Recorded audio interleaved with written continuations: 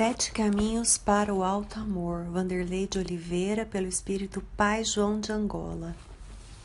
Capítulo 1. Ciclos preparatórios sobre o alto amor no Hospital Esperança. É o prefácio. No Hospital Esperança temos cursos especializados de orientação sobre o amor. Um dos pontos fundamentais desse trabalho é a recuperação da autoestima e a criação de uma vida psicológica mais organizada em torno da serenidade interior. O lema dos nobres protetores espirituais das esferas mais elevadas é falar sobre o amor, é irradiar vibrações de fraternidade para o planeta e estimular o amor próprio como medida curativa e libertadora em favor de dias melhores em nossa casa planetária.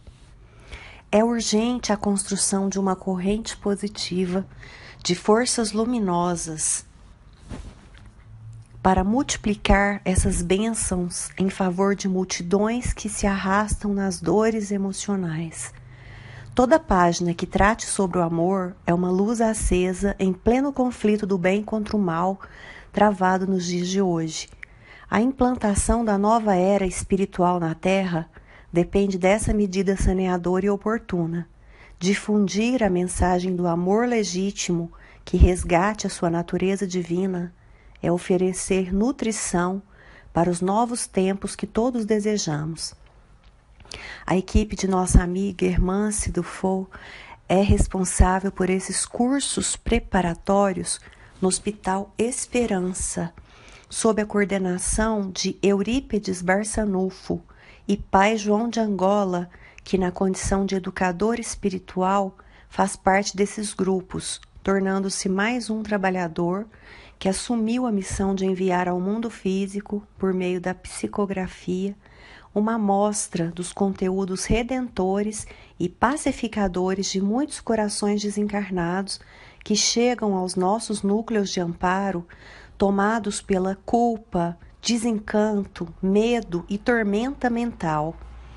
O tema central desses cursos libertadores é o alto amor, que na concepção de nossos educadores tem na autoestima o campo elementar para seu desenvolvimento. E quando falamos de autoestima, passamos pelo resgate da própria dignidade, parte integrante das criaturas filhas de Deus, com a qual perdemos contato após tantas vidas cheias de abusos do personalismo. O alto amor é algo inato, herança divina, enquanto a autoestima é o serviço laborioso e paciente de resgatar essa força interior ao longo do caminho de volta à casa do Pai.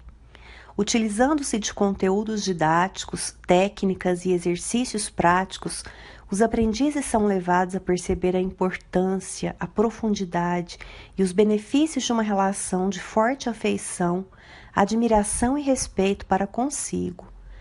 Terapeutas e especialistas da área psíquica e emocional conduzem as abordagens, deixando claro que a saúde mental e o equilíbrio emocional dependem de saber desenvolver um relacionamento rico de amorosidade a si próprio.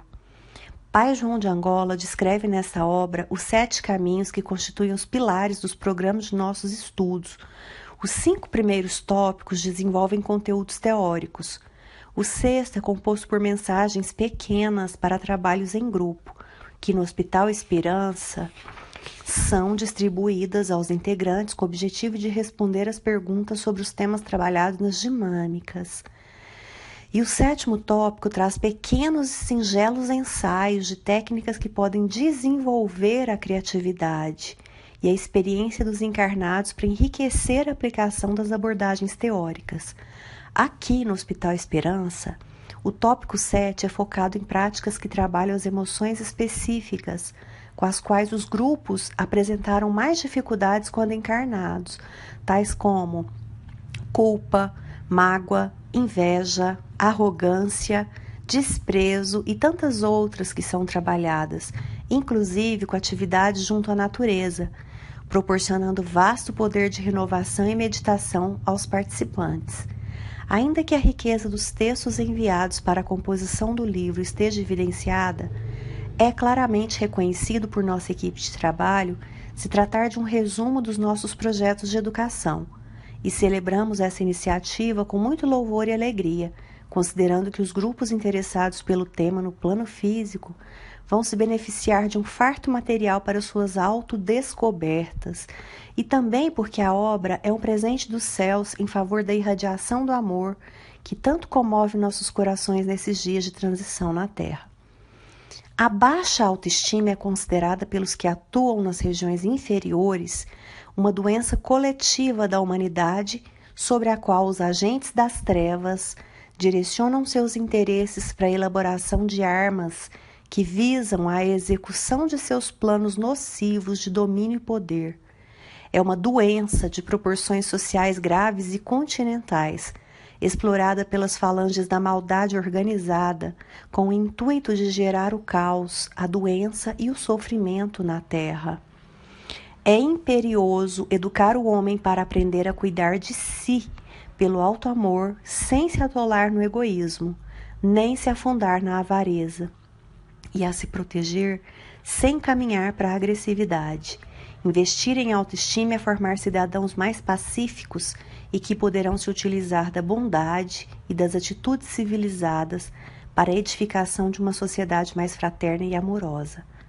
A autoestima é um aprendizado e não apenas um clima mental improvisado no dia a dia.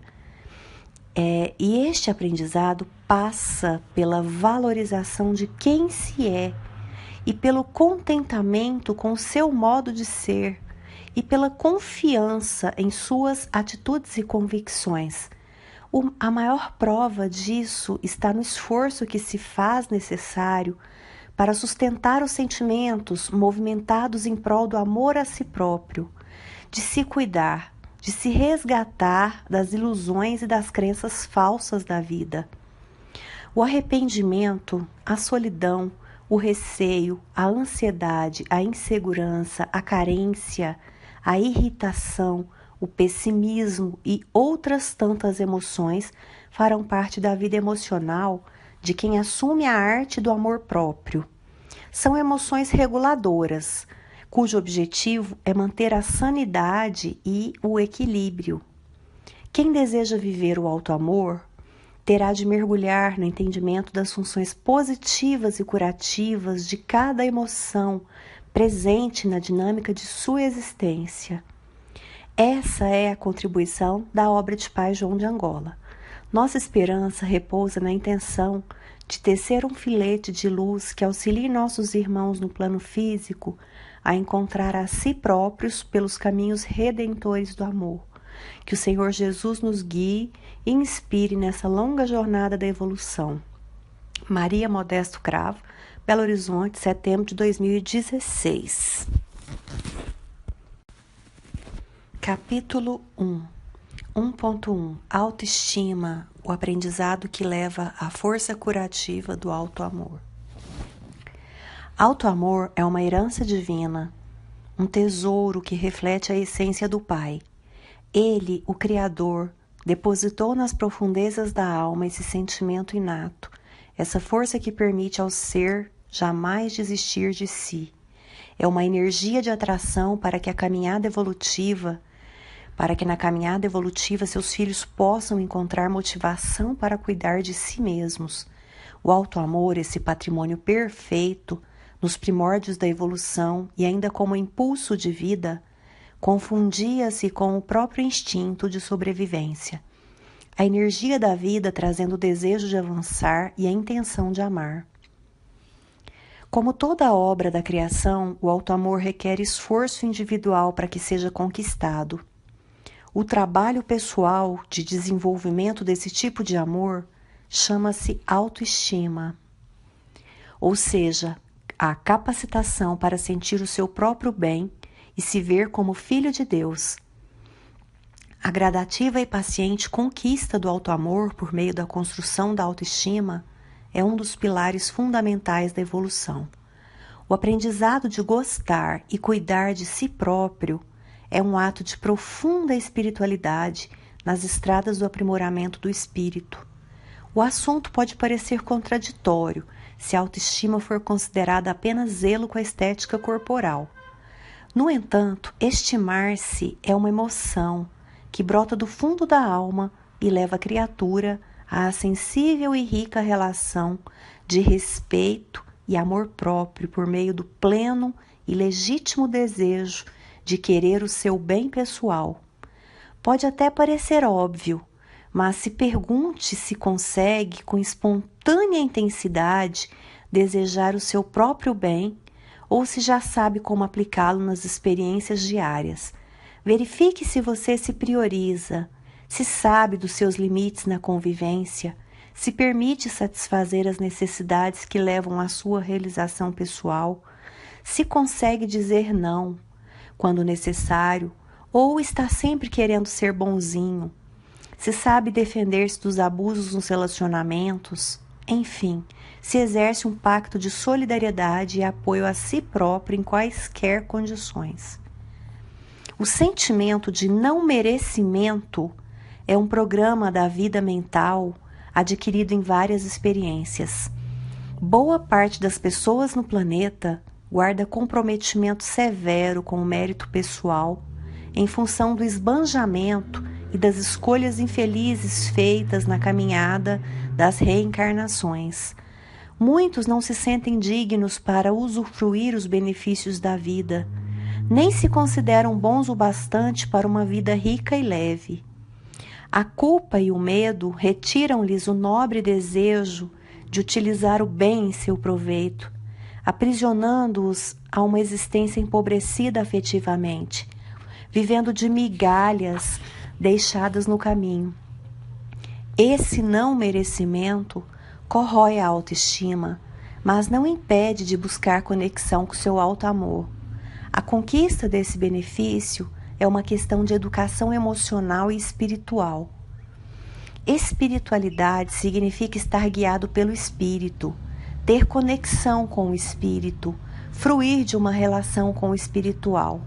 Trabalhar a autoestima é espiritualizar-se, é desenvolver uma trilha de vivências que nos leve ao encontro dessa sabedoria e amor inatos, confiados pelo Pai a cada ser. É tomar posse dos talentos inseridos na constituição dos princípios inteligentes, no ato da criação, que se encontram adormecidos na alma. Espiritualizar-se tem ligação direta com a busca interior pelo sentido da existência, da sua passagem por este planeta e pela forma como você aproveita as experiências e repara os eventuais erros cometidos em caminhada. É uma forma de manter-se cada vez mais conectado com o seu espírito e aproximar-se do alto amor, esse tesouro de sanidade, luz espiritual e força curativa à sua disposição nos recessos do seu ser. 1.2. Vida espiritual elevada depende também de dias ruins. Uma vida espiritual elevada depende, sobretudo, dos seus sentimentos.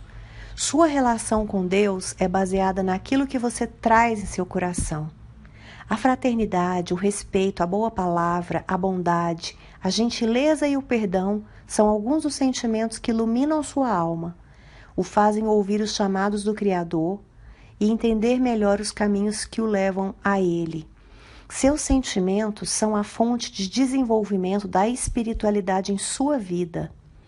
Uma vida espiritual elevada é cultivada, sem sombra de dúvida, com base na persistência, e é um acesso para a saúde psicológica e emocional.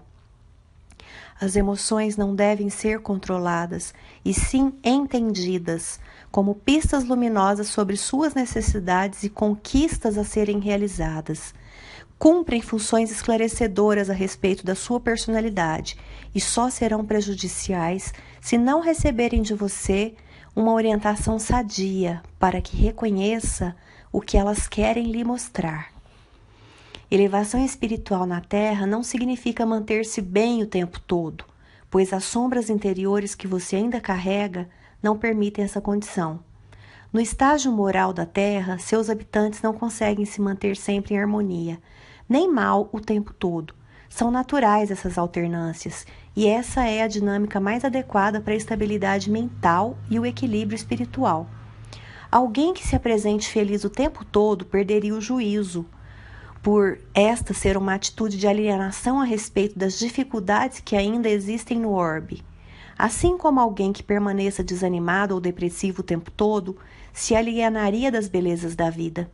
O conceito ilusório de felicidade difundido pela sociedade alimenta a ideia de que a pessoa plena de ventura e de vida espiritual elevada é aquela que se sente ótima todos os dias.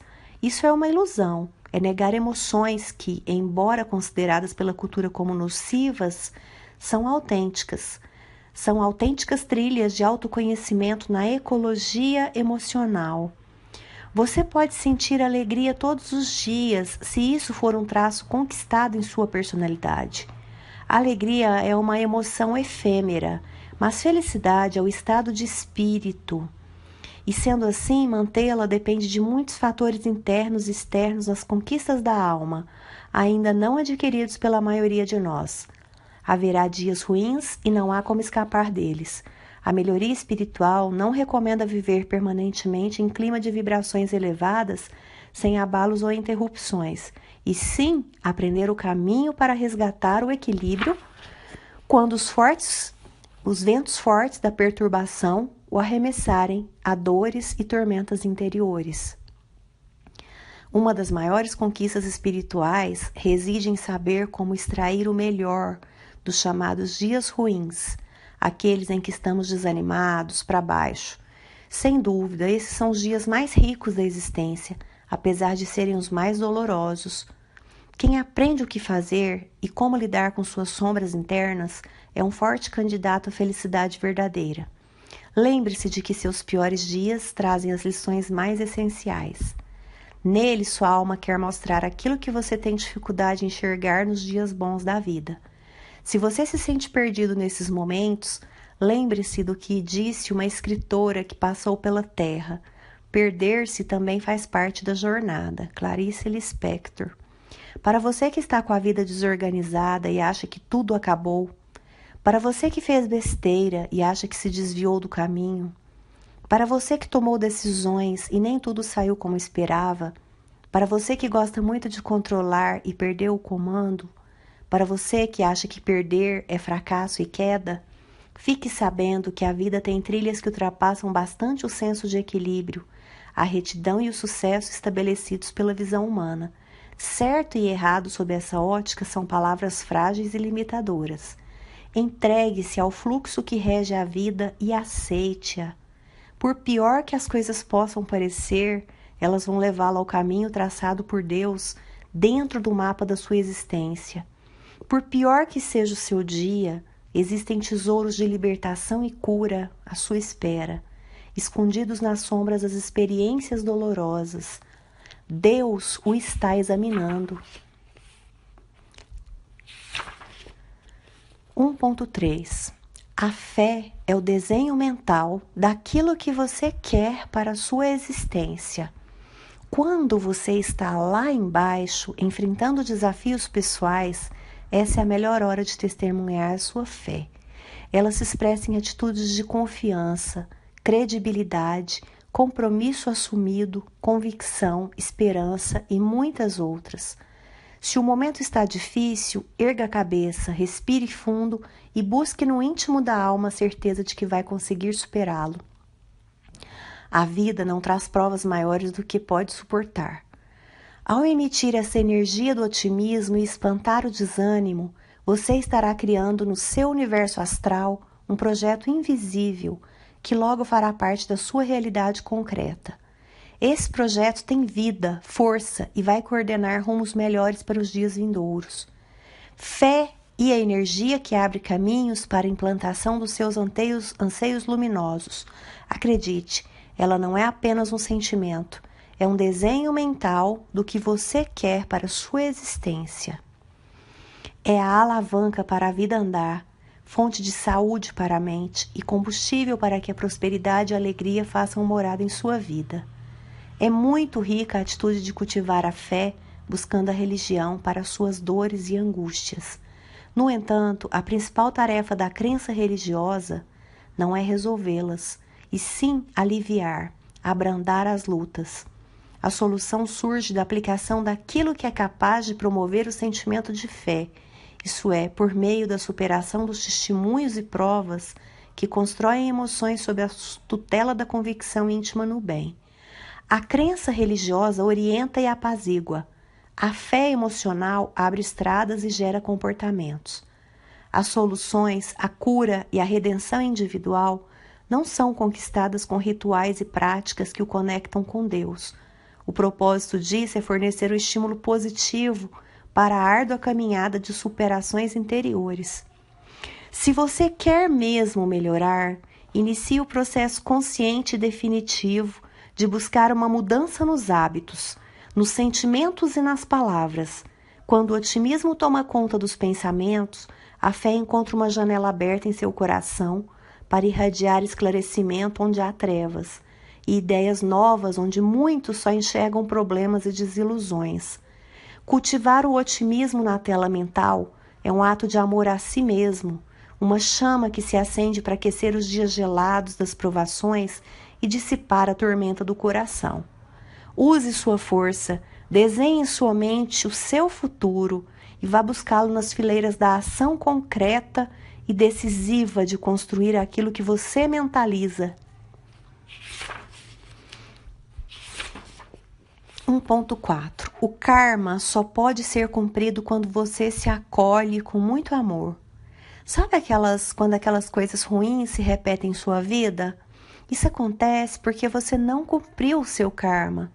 Karma, porém, não é algo exclusivamente planejado e imutável para causar sofrimento, como se seu destino fosse totalmente pré-determinado. Existe uma grande diferença entre karma e planejamento reencarnatório. Por exemplo, se você tem uma relação afetiva complicada com alguém ciumento e controlador, pode ter planejado vir ao lado dessa pessoa na sua atual reencarnação, para reorientar velhos comportamentos com novas posturas. Essa é uma escolha que realmente pode ser feita antes do renascimento carnal. Entretanto, isso é chamado planejamento reencarnatório. Karma é outra coisa. Karma é o conjunto de emoções e pensamentos trazidos em seu íntimo que dificultam sua relação com uma pessoa difícil. Nesse exemplo, você precisa aprender uma forma diferente de agir e reagir. E isso pode significar superar a sua dificuldade em dizer não a essa pessoa, vencer o seu medo de colocar limites nas atitudes inadequadas do outro, reconhecer o quanto a relação é tóxica, ter coragem para reconhecer suas fraquezas, buscar ajuda sozinho e se sentir solitário, além de muitos outros aprendizados. Karma é um aprendizado frente a um problema ou experiência difícil. Quanto mais tempo levar para aprender, mais o problema persiste e se repete. Os problemas permanecem o tempo necessário para que aprenda o que eles têm a ensinar. Quem confunde karma com planejamento reencarnatório adota o seguinte pensamento: vou ficar sofrendo ao lado de alguém porque assim pago minha dívida com essa pessoa. Essa é uma visão insensata e incoerente com o espiritismo, além de ser fonte alimentadora de doenças emocionais terríveis. Vejamos outro exemplo. Uma mulher falhou em várias encarnações seguidas por conta de sua vaidade. Depois de tantos erros, foi concedida a ela a oportunidade extrema de renascer no corpo físico e ser mãe de 4 filhos com problemas sérios de saúde. Um com paralisia cerebral, um cego, um paraplégico e outro com limitação pulmonar. Os cuidados com os filhos durante uma vida inteira e as constantes renúncias de seus próprios interesses impediram que se entregasse à vaidade, principalmente depois de muita dor e de enfrentar grandes desafios para cuidar desses meninos. Os filhos são o planejamento reencarnatório. O karma é o aprendizado contra a vaidade. São as ações da própria pessoa em função de seus ciclos de experiências ao longo das vidas. O planejamento reencarnatório é o contexto que vai facilitar esse aprendizado. Tem muita gente que confunde karma com planejamento e acaba assumindo um compromisso sem sentido com as pessoas à sua volta, como se isso fosse seu karma. Ninguém tem karma com o outro. Karma é uma demanda pessoal, não tem a ver com os outros, é só seu. Com os outros, você tem planejamentos, e cada uma dessas pessoas, por sua vez, tem seu karma pessoal. Com os outros, você tem compromissos de amor, apoio e solidariedade nas leis universais da vida. Não é o outro que é difícil ou é o problema. O problema é o patrimônio que carrega dentro de si e limita seu aprendizado sobre como lidar com a pessoa que você chama de difícil. Essa visão precisa ser revista porque isso tem servido como fonte de sofrimento e distanciamento daquilo que verdadeiramente é preciso aprender. Com esse aprendizado é possível tornar sua vida mais leve e até assumir uma postura que lhe permita uma melhor convivência com o outro ou distanciar-se dele. Tudo muda no planejamento quando você assume o seu karma no ato de aprender o que falta para sua própria felicidade. Em O Livro dos Espíritos, na questão 264, o tema foi precisamente abordado. Que é o que dirige o espírito na escolha das provas que queira sofrer? Ele escolhe de acordo com a natureza de suas faltas, as que o levem à expiação destas e a progredir mais depressa. Uns, portanto, impõem a si mesmos uma vida de misérias e privações, objetivando suportá-las com coragem. Outros preferem experimentar as tentações da riqueza e do poder, muito mais perigosas, pelos abusos e má aplicação a que podem dar lugar, pelas paixões inferiores que uma e outros desenvolvem. Muitos finalmente se decidem a experimentar suas forças na luta que terão de sustentar em contato com o vício. Karma só pode ser cumprido quando você se acolhe com muito amor, dedica-se com empenho às lições e compreende que, diante das leis divinas, ninguém cura ninguém e tão somente está reservado a você o direito e o dever de curar a si próprio.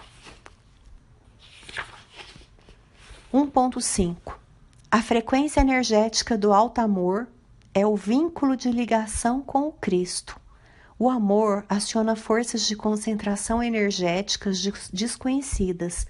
É um sentimento capaz de aumentar a coragem, atenuar as diferenças, dilatar a sensibilidade. Porém, o que mais impressiona nesse nível energético é o quanto ele produz bem-estar. É uma verdadeira usina de forças geradoras do bem. A ocitocina é um hormônio produzido no hipotálamo quando nos encontramos em estado de felicidade e amorosidade, e é o mesmo hormônio que atua no momento do parto. Ampliando a abordagem, podemos dizer que o amor é uma gestação.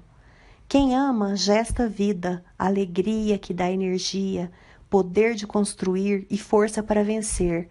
Quem ama consegue a lente para ver o melhor de tudo e de todos, e assim é capaz de desenvolver uma vida nova para si e para quem está ao seu redor. Quem direciona para si a frequência vibratória do amor a si mesmo, também usufrui de todos esses benefícios, conquistando cura para suas dores e problemas físicos, além de sanidade mental imbatível. Estar de bem consigo é, sem dúvida, o antídoto para as insatisfações existenciais. Quem se ama mantém seu padrão vibratório em elevada energia e não sente necessidade de menosprezar, julgar, recriminar ou de se escandalizar com a conduta alheia daqueles que o magoam. Ao contrário, quem encontra sua luz própria se sente naturalmente motivado a auxiliar os outros, a perceber a necessidade de retificar a própria conduta e desenvolver a sua própria luz no clima de autoaceitação e mudanças.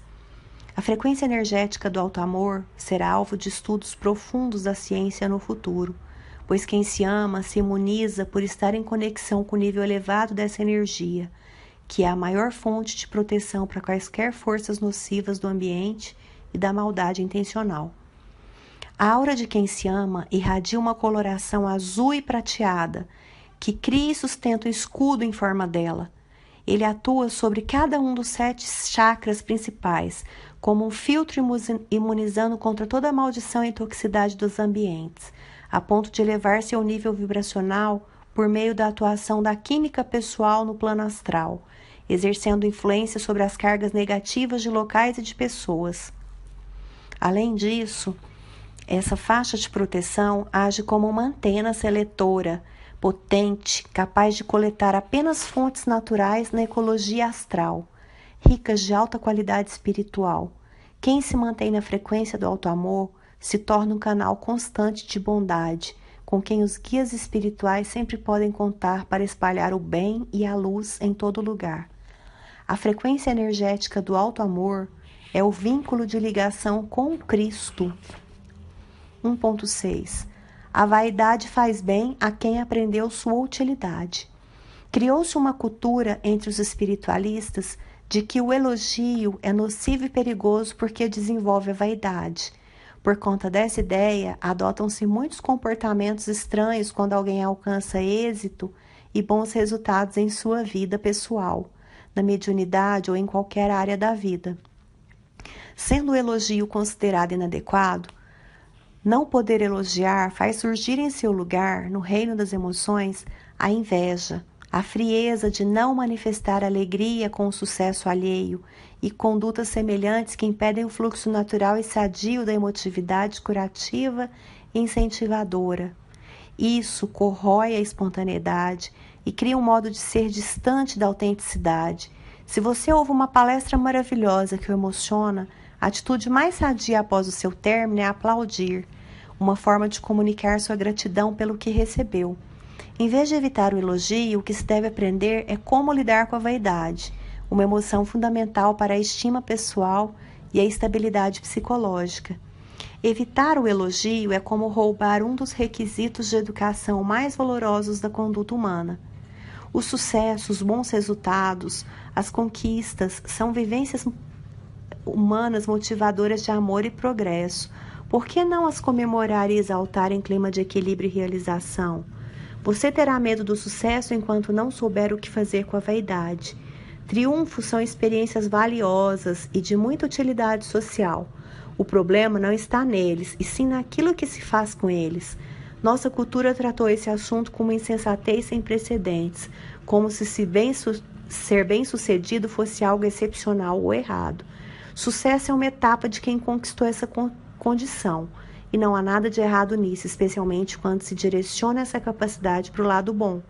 O medo do sucesso é o caminho perfeito para garantir uma vaga nas experiências empobrecedoras da incompetência e do preconceito.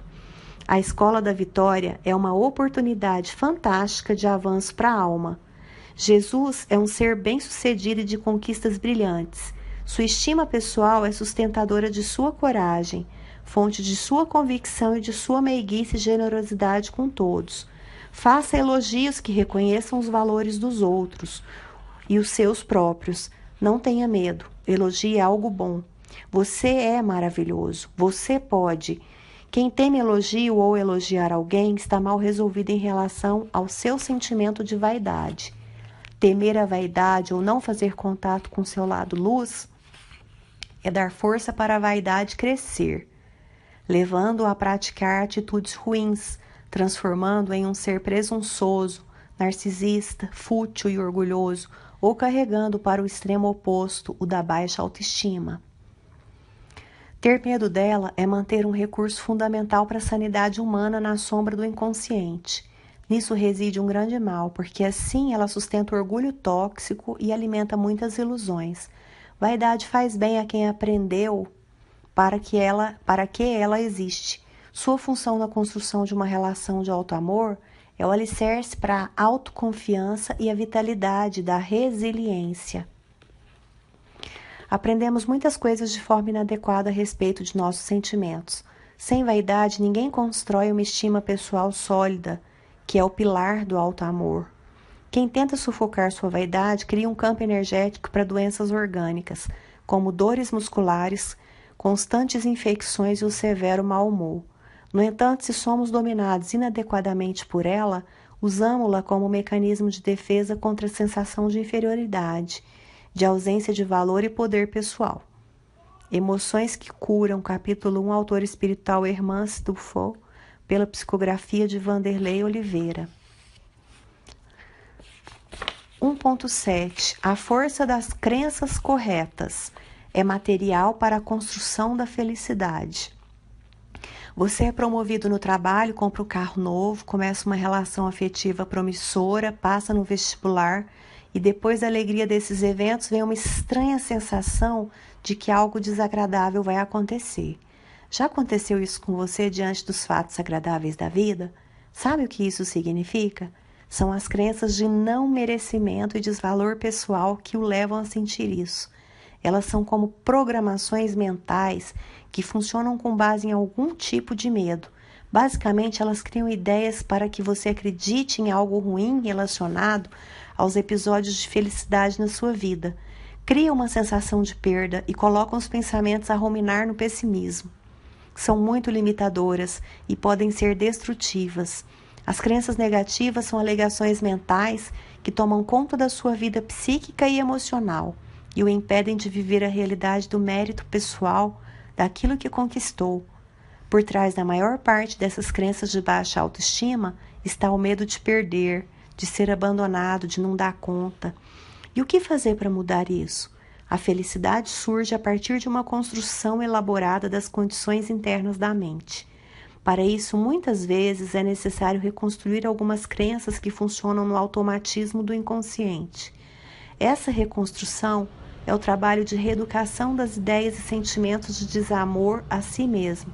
E como fazer isso? Você tem de saber para que suas crenças existem, de que elas o estão obrigando, desobrigando ou protegendo. Que ganhos você tem com elas? Do que seus medos o poupam? Tudo parte do pressuposto da intenção positiva que deve sustentar a sua vida, um princípio que deve naturalmente estar presente na linguagem da sua vida mental e que o assegura que tudo tem uma razão benéfica de ser. Tudo acontece com uma intenção útil e boa. As perguntas sobre os exemplos aqui apresentados seriam: qual a intenção positiva de você se manter crente de que não merece esse carro? Qual a razão benéfica em temer a promoção profissional? Qual a finalidade boa em não acreditar em um novo relacionamento? Qual a utilidade da sensação de que não valeu a pena passar no vestibular? Para cada uma dessas situações existe um motivo. É preciso descobrir qual é e como trabalhar para sua superação. No que diz respeito à crença sobre o não merecimento de ser feliz, também existem intenções positivas organizadas de modo inadequado na estrutura da linguagem mental. Vamos encontrar o exemplo disso nas noções insensatas de karma e de que a felicidade não é deste mundo, conforme assevera o Evangelho. Muitos religiosos, incluindo espíritas, vivem uma vida emocionalmente pobre e sofrida, acreditando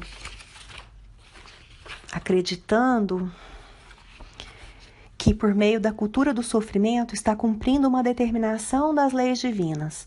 Acomodam-se em provas como se o objetivo maior delas fosse o sofrimento em si mesmo. Acreditam que as dores são imutáveis e não se movimentam para superá-las. Esquecem-se de que a própria doutrina ressalta a felicidade relativa que é possível usufruir com a superação dos nossos desafios de crescimento e que nos conduzem a períodos de paz e alegria. A descoberta das intenções positivas desses comportamentos de acomodação pode ser muito dolorosa, mas sem dúvida alguma será muito saudável ao aprendizado espiritual e emocional.